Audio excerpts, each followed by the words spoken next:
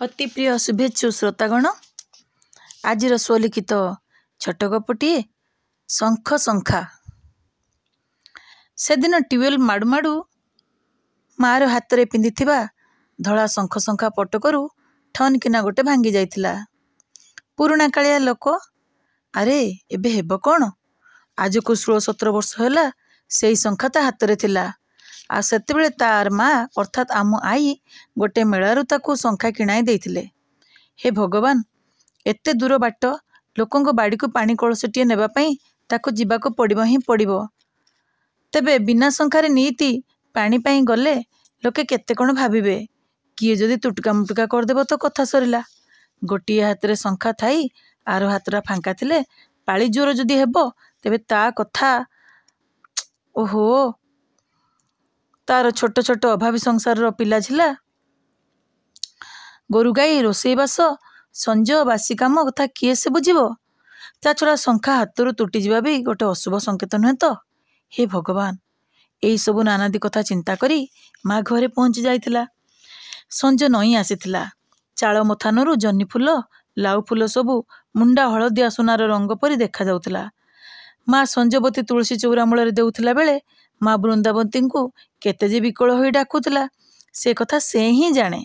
से जुगरे शंखा बा चूड़ी हाथरू तुटी गले स्वामी को जानिबाकू दिया जाउ नथिला। तेणु माँ मने मने हिसाब करी केमिति पैसा जमे रखी पारिबो और शंखा दीपट किणिबो सेही चिंतारे प्राय रहिला। बाड़ी घरे नड़िया पैड़ नड़िया पत्ररू कुंची बरडा लाउ जह्नी तथा निम्ब मंजी को बिक्री कले से जे नुआ शंखा किणी पारिबो ए कथा से दृढ़ निश्चित होई पारिला। आसंता 3 दिन परे घर ठारू 8-9 किलोमीटर दूर रे जो हाट बसे से हाट रे शंख शंखा किणवाकू मिले। तेणु तार अति प्रिय पुतरा को से जाई पचारिला होई रे बट्ट तू कौन नुआ गाँ हाट को या भितर जीवु कि? बट्ट भाई कहला खुड़ी तोर किछि काम थिला कि? मु तो पुतरा बो टुनी को नहीं से हाट को आसुथिबा बैद को देखाइबाकू नहीं जीवी। तार देह तथा मन आजिकाली जमा भल रहुनी। हाँ रे बट मु तोते 60 टंका देबी तू मो मापर 2 पट शंख शंखा हाटरू आनीदबु भल कि परखिकी आनिबु। तो कक्का को ए बाबद किछि कहबु नाही। हाट पाड़ी दिन बट भाई माठू मागिकी पैसा नहीं कि गला। माँ बाट चाहिथिला बारंबार तार हाथ को भी निरीक्षे देखुला। कहीं राति एते हेलानी बट आउ टुनी कुआडे गले कि? 2 दिन परे सेमाने टुनी भाउजर बाप घर फेरिले।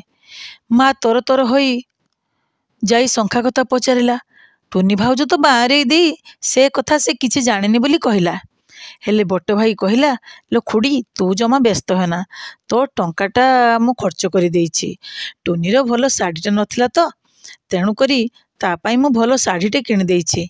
यारी भितरे मो पाखरे पैसा ही गले मु तो टंका तते सुझी देबी नतुबा तो पाई शंखा किनि आनी देबी। एते व्यस्त काहेकि होछु? माँ मन दुखरे किछि कहला नाही। माँ देखिला कि सुंदर जरी लगा नुआ शाढ़ीटीए तांको घर लुगा अलणारे ओहଳି थिबार आउ थरे तार शिराळ हाथ को भी से अनै देखिला। हे भगवान ए दुनिया रे कोन जे जहार स्वार्थ छड़ा आउ किछि भाबी पारंते नाही। शंखा दीपट ता हाथ रे नाही बोली ताको केते जे अबागिया लागुछि।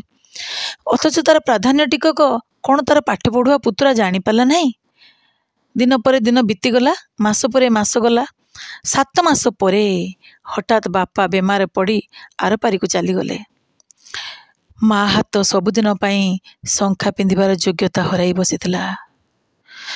माँ की विकल होई कांदुथिला जेतेबेले कि साई भाई ता हाथरू अन्य शंखा पट्टिक सहित सब कतरी चूड़ी को ता हाथरू काढ़ी ताको विधवा बेशर सजाई देउथुले।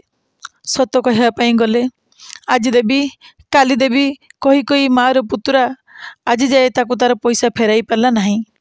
यही तो स्वार्थपर दुनियार नमूना जहाँ निजर भाविबो से माने तुमको से निज शब्दटी को घृणारे भरीदेवे। धन्य रे मनीष धन्य तुम विवेक।